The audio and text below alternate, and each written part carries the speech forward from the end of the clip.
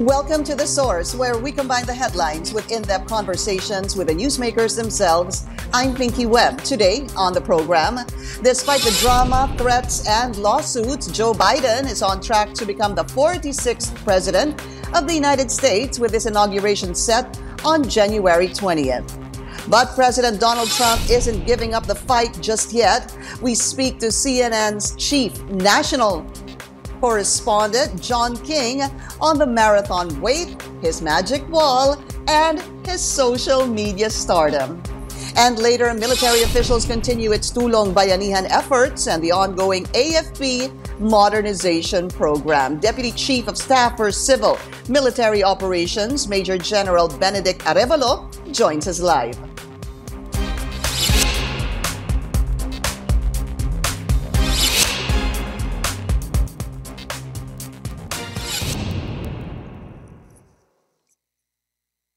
U.S. President-elect Joe Biden says in his first 100 days in office, at least 100 million Americans will get the COVID-19 vaccine. This is in addition to his 100-day mask mandate to stop the spread of COVID-19. It's been just a little over a month since the historic U.S. elections, which will perhaps be remembered as one of the most contentious and most complex elections in American history. Let's go straight to the source of the story. Someone who knows about U.S. elections all too well, CNN's chief national correspondent, John King. Thank you, John, for joining us today here on CNN Philippines. I'm going to start already. How would you describe that marathon week and, of course, the U.S. elections in general? Pinky, it's great to be with you, and good morning to everybody.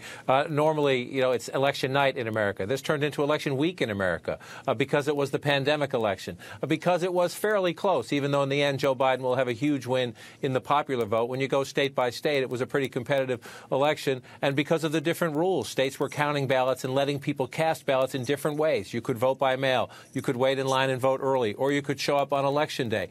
And so it was a wild ride because of the pandemic, because of the different systems, and because of the constant challenges, both on Election Day and even leading up to the election and in the months since, from the President of the United States essentially attacking the very democracy he leads. So I've done 9 of these. It was a wild ride. Ideally, of course, John, after any U.S. elections, the key events that would follow, of course, are the, certification of votes, which is scheduled on Monday, and then, of course, the inauguration of the winning candidate, which is set on January 20th, of course, for Joe Biden. But President Donald Trump isn't giving up just yet. Where are things right now? Is there anything that can actually stand in the way of the president-elect? We live in the age of Trump, Pinky, so never say never, right? He is constantly testing and constantly defying political gravity, testing the norms of our democracy here in the United States. Joe Biden will be inaugurated as the president in just under 6 weeks. But President Trump continues, you're exactly right, continues to fight, to challenge the will of the people, to try to get votes that were legally cast according to states, votes that have been recounted, that have proven Joe Biden won the election. President Trump still trying to throw them out. He has lost more than 40 times in state and federal courts, lost more than 40 times. And yet they do have one more case, at least one more case, but there's one case the president now calls the big one. The Attorney General of Texas is leading a case to the United States Supreme Court, essentially saying that 4 states that were critical to Biden's win did things outside of the rules. They did not. There's nothing on the record to prove there was any fraud or anything done outside the rules. But the legal challenges continue. All the experts say President Trump will lose again, but he won't stop fighting. So that leads me to my next question. The U.S. Attorney General has recently said that there's no evidence of widespread voting fraud. How do you think the U.S. or the recent elections has actually in any way affected public confidence in the electoral process? without a doubt, has it affected the confidence of the president's supporters because he keeps lying to them. I'm sorry. It's hard to say the president of the United States is lying, but he is. And he's lying repeatedly here to his own supporters, saying the election was stolen. So we've seen polling here in the United States that about 70% of Republicans, 7 in 10 Republicans, think Joe Biden won because of fraud. That's simply not true. There's zero evidence of that. So without a doubt, it has undermined faith in America's greatest gift, its democracy. And the president gets mad. Remember, Bill Barr, the Attorney General, has been a Trump ally since the day he took that job, and now the president is mad at him. This president has one constant rule. If you tell him something he doesn't like, in this case that there's no evidence of any major fraud, then he shoves you to the side. You have covered, as you mentioned a while ago, 8 U.S. elections. How would you say the election coverage has changed over the years? Yeah, we've had crazy elections in the past. Back in 1992, Ross Perot, the third-party candidacy, he received 20 million votes. That's disrupted everything. Bush versus Gore in 2000 went all the way to the Supreme Court because of the big fight over 537 votes in the state of Florida. But this one was like none other, conducted in the middle of a pandemic with a very unique political force that is President Trump, soon to be former President Trump, with Joe Biden, who will be America's oldest president on Inauguration Day, the oldest inaugurated president when he takes the oath of office. So many other big factors. The economy is in turmoil as well. The president attacking the very democracy he leads. So this one is way outside the box, in my view. And it's a continuation of the great disruption, not only in American politics, but in global politics. And again, we're not done yet because the president simply keeps fighting. But in 6 weeks, Joe Biden will be the new president. More about the U.S. elections and the coronavirus situation there. We will be taking a very short break. CNN's chief national correspondent, John King, will still be with us. Please stay tuned.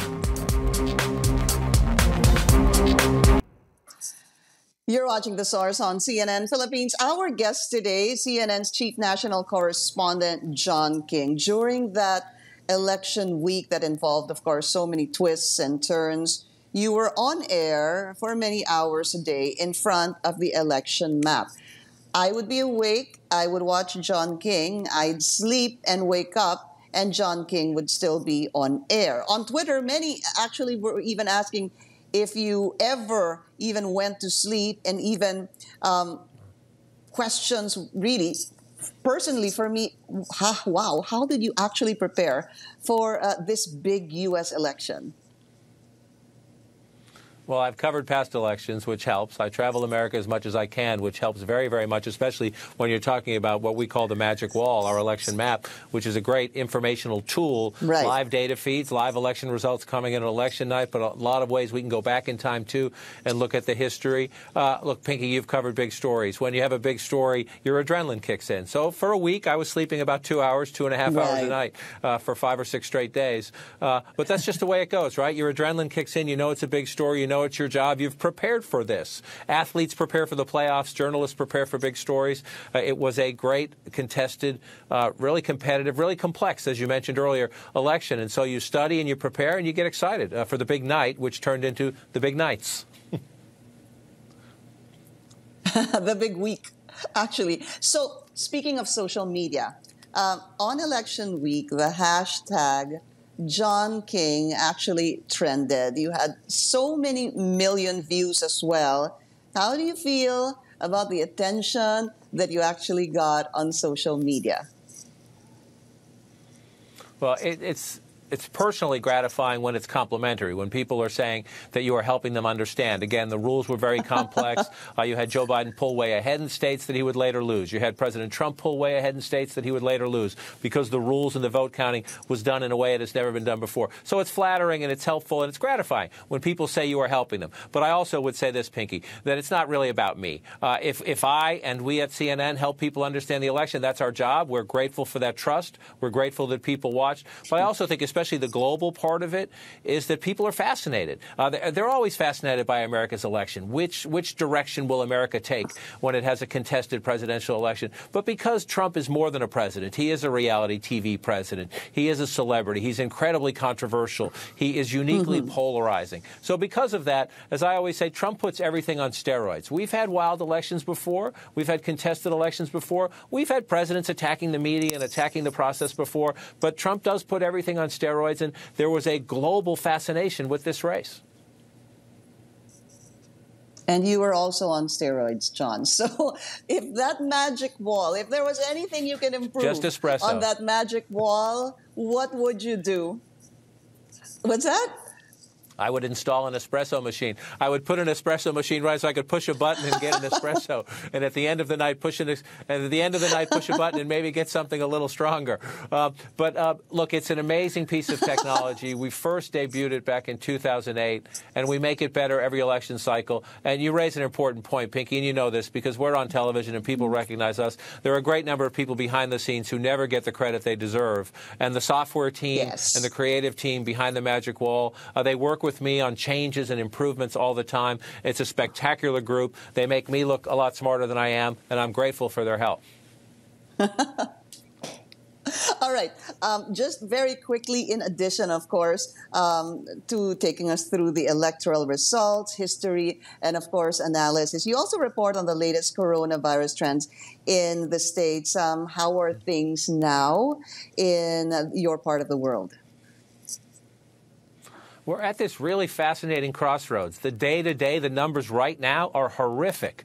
Record hospitalizations in the United States today, likely to pass another record death toll, a record case count again. So if you're looking down at what you're seeing today, the data is terrible. And yet, a very important advisory committee to the Food and Drug Administration just a short time ago approved emergency use authorization of the Pfizer vaccine. And so some Americans could be getting a shot, a vaccine, within 4 or 5 days from now, Pinky. And so we're at this moment of hope, yet this moment of huge dread, right? And so if you look at today, it's horrible. If you look at starting next week, maybe we're starting to see the light at the end of still a very long tunnel. It will take months and months to get 300 million or more doses for all Americans. And the whole world, this is a global challenge, the production challenge. And so the here and now, the today, as we go from Thanksgiving to Christmas through the cold winter, the next couple of months are going to be very tough. And in the middle of that, we will have a presidential transition, a huge challenge for the new president, Joe Biden. This will become his responsibility on day one.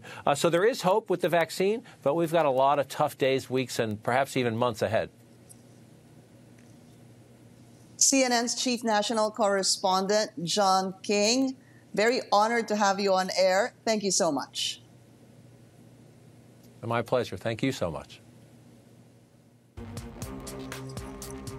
And still to come, the Armed Forces of the Philippines intensifies their Tulong Bayanihan efforts. Get to know more about this initiative after the break. This is The Source on CNN Philippines.